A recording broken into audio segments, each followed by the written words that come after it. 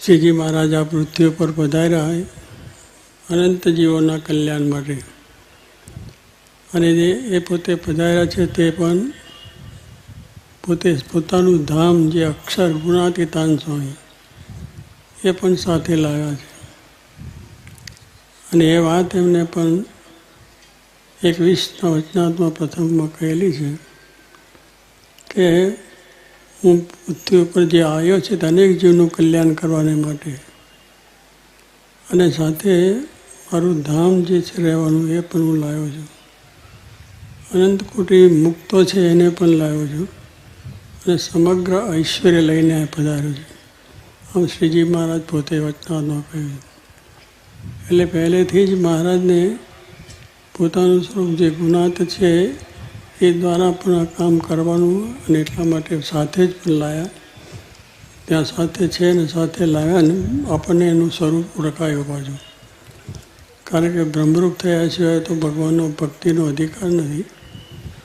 ગુણાત જેમ કહ્યું અક્ષરરૂપ થઈને પુરુષોત્તમની ભક્તિ કરવી, એટલે અક્ષરરૂપ થવા માટે અક્ષર સાથે મહારાજ લાવ્યા.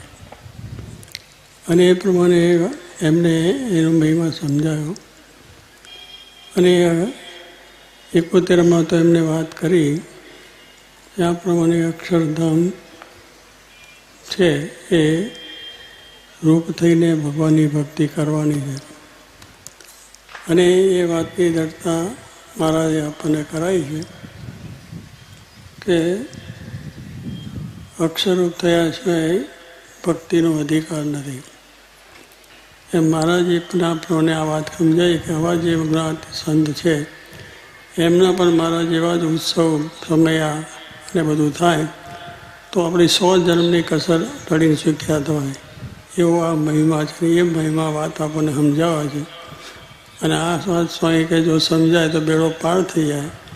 અને જોગી મહારાજ કહેતા કે પેટમ પેટા, એ વાત જો સમજાય અને એ વાત જીવમાં ઉતરી જાય અને રીતે સેવા થાય તો શાસ્ત્રીજી મહારાજે એટલા માટે જ આ મૂર્તિ ગુણાત્યાનની પધરાવી અને એવા મંદિરો થયા. તો કહેવાનું શું છે કે આ વાત સાચી છે. તો અમે કહેતા કે સાચે દેવડે ઘંટ વાગે એમ શાસ્ત્રી મહારાજ કહેતા. તો કે જે મંદિર છે અત્યારે તો આપણે આરતી પૂજા થાય, પણ જેમાં દેવ બેઠા ના હોય, ભગવાન ના બેઠા હોય તો એને ઘંટ આરતીઓ થાય નહીં. એમ આ વાત સાચી છે. અક્ષરને પુરુષોત્તમની જે શ્રીજી મહારાજ છે અને અક્ષરધામમાંથી લઈને આવ્યા છે અને આ પ્રમાણે એમનું કાર્ય છે.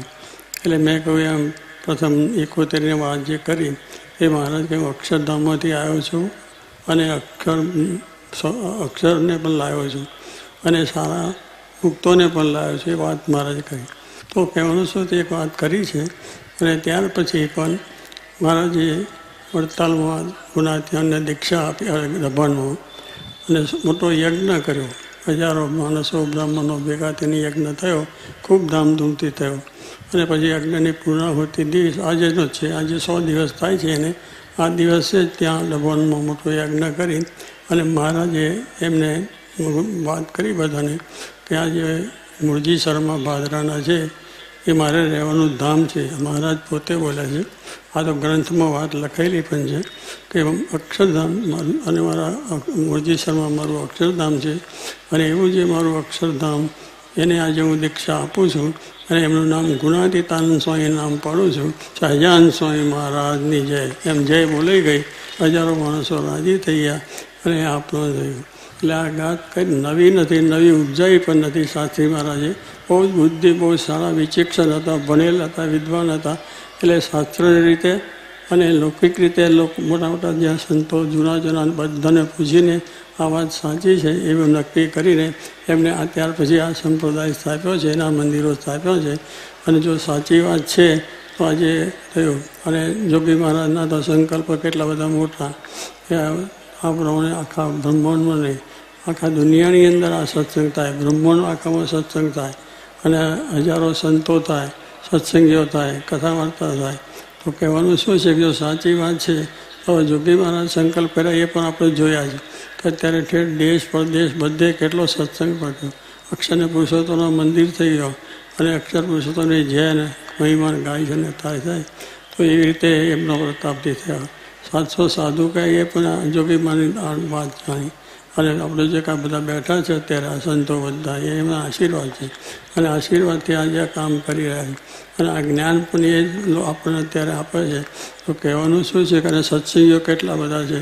તો આમાં કંઈ મોટા પુરુષના જે સંકલ્પ સાચી વાત છે એ આપણને મળી છે. આપણું સૌભાગ્ય છે, આપણે બહુ ભાગ્યશાળી છે કે આપણને આ વાત સમજાઈ.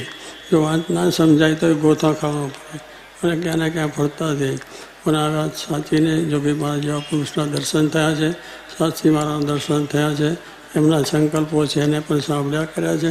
તો આ વાતને અતિને અતિ દ્રઢ કરતા રહીએ તો જેથી કરીને આપણું ફેરો પછી તો શું થાય કે ના સમજાય તો ફેરો ફાવ્યો થયો ભજે જીત ગઈ જડમાં, એટલે એ પ્રમાણે છે. અને વ્યાલેજી મહારાજે પણ દીક્ષા આપનો પોતે કહ્યું કે ગુણાજ સ્વામી મને દીક્ષા આપી છે. એમને પોતે પોતાના કીર્તનો લખ્યું કે આપણે કે જે મૂળ અક્ષર મૂર્તિ ગુણાતીતાનંદ સ્વામી તેને આપ્યા મને વર્તમાન, પોતે પાડીને બીજાને પડાયું લઈ જેનું જ્ઞાન. આ આચાર્યો મહારાજા લખે છે, એમના ત્યાં લખે છે, એમના પુસ્તકમાં છપેલી વાતો છે. એટલે સાચીમાં કે નવું કોઈ ઉપાર્જન આદિ છે નક્કી છે, સાચું છે, એ જ કામ કર્યું છે. તો આપણે એ ભાગ્યશાળી છે.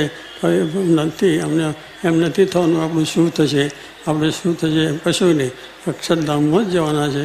અક્ષરધામમાં બેસે અને આવું તીર્થ છે એના દર્શન કરીએ એના પાપ ટળી જશે અને બધાને સારી રીતે સુખ શાંતિ થાય અને અક્ષરધામના અધિકારી બનીએ એ જ પ્રાર્થના.